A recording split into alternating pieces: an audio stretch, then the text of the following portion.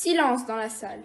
Nous sommes réunis aujourd'hui en l'an 1778 à la Court of Session d'Édimbourg, la plus haute cour de justice écossaise. Je suis le juge Swinton et nous sommes ici pour juger l'affaire Knight. Le dénommé Joseph Knight, en tant qu'esclave, souhaite devenir un homme libre.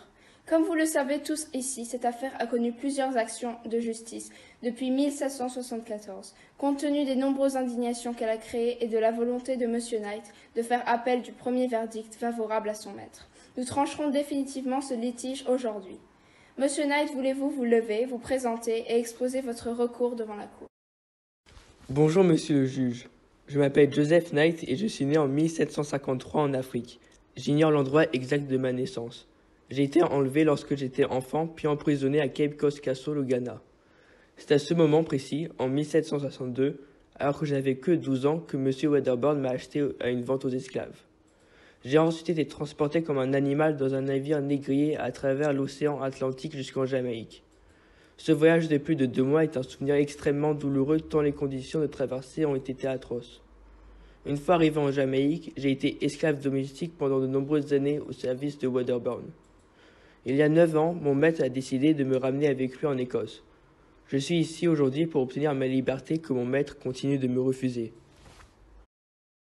Merci, Monsieur Knight, pour toutes ces précisions. À présent, je désire entendre Sir John Wedderburn, qu'il se lève et se présente à la Cour. C'est à vous.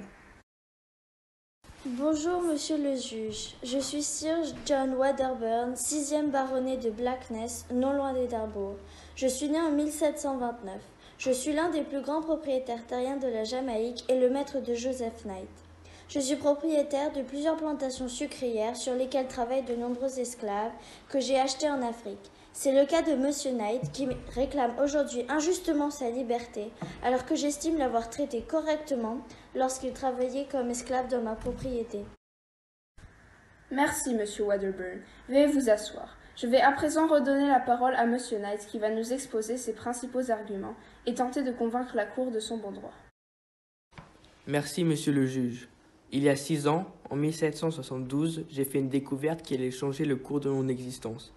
Il s'agit de la décision prise en Angleterre à propos d'un cas d'un esclave nommé Somerset qui réclamait aussi sa liberté. Le verdict de ce procès a établi que tout esclave arrivant en Angleterre devenait libre, la condition d'esclave n'existant pas dans le droit et sur le sol anglais. En d'autres termes, le cas Somerset conduit à l'abolition de l'esclavage sur les territoires anglais. J'estime donc que la justice écossaise doit s'inspirer de cette grande décision. Je suis donc devenu libre depuis que j'ai quitté la Jamaïque et que je suis arrivé en Écosse. Merci pour cette explication détaillée, Monsieur Knight. Le cas Somerset est désormais bien connu. D'autres cas similaires ont été aussi jugés depuis. J'entends votre principal argument. À présent, je vais demander à Monsieur Sir John Wedderburn de nous présenter sa défense.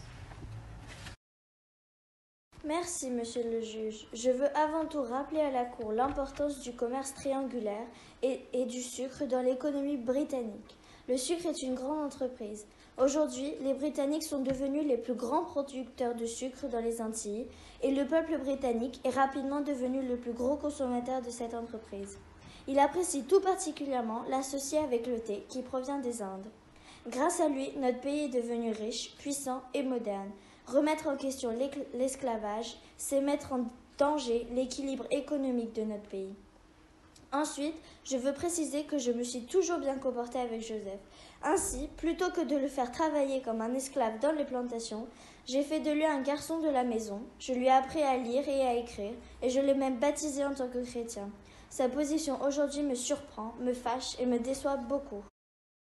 Merci pour ces explications. Avez-vous quelque chose à rajouter ? Absolument, monsieur le juge. J'ai un autre argument. Lorsque j'ai dit à Joseph qu'il devait encore patienter pour devenir homme libre et que je refusais de lui donner l'argent qu'il réclamait, il décida de s'enfuir. Un officier de police le retrouva et le ramena ici. Cette évasion est une action illégale qui devrait être punie par la loi.